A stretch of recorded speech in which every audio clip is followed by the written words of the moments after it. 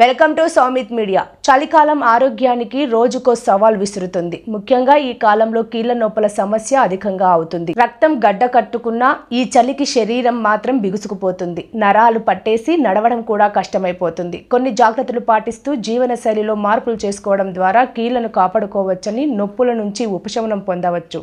చలి వాతావరణం శరీరంలో ఉండే సైనోవియల్ ద్రవంపై ప్రభావం చూపుతుంది. కీళ్లు ఎముకల మధ్య లూబ్రికెంటల్ పనిచేసే ఈ జిగట ద్రవం గట్టిపడడం వల్ల కీళ్లు ఎముకల్లో భరించలేని నొప్పి వస్తుంది. అంతేకాకుండా ఉష్ణోగ్రతలు తగ్గినప్పుడు శరీరంలో రక్త ప్రసరణ నెమ్మదిగా సాగుతుంది. ఫలితంగా కీళ్లు గట్టిపడి కండరాల నొప్పులకు కారణమవుతుంది. రోజు వ్యాయామం శరీరం బద్దకిస్తే కీళ్ల నొప్పులు నెత్తికెక్కి కూర్చుంటాయి. అందుకే నిత్యం తప్పనిసరిగా వ్యాయామం చేయాలి. ఉదయాన్నే ఓ గంట నడక మిమ్మల్ని రోజంతా ఉత్సాహంగా ఉంచుతుంది.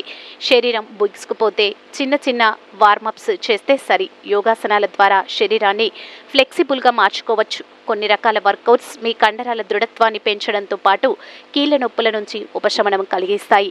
నీళ్లు తాగొద్దు. ఎండాకాలంలోనే కాదు, చలికాలంలోనూ డీహైడ్రేషన్తో డీలా పడిపోతుంటారు. ఈ కాలంలో మీకు తెలియకుండానే నీరు తాగడం తగ్గించేస్తారు.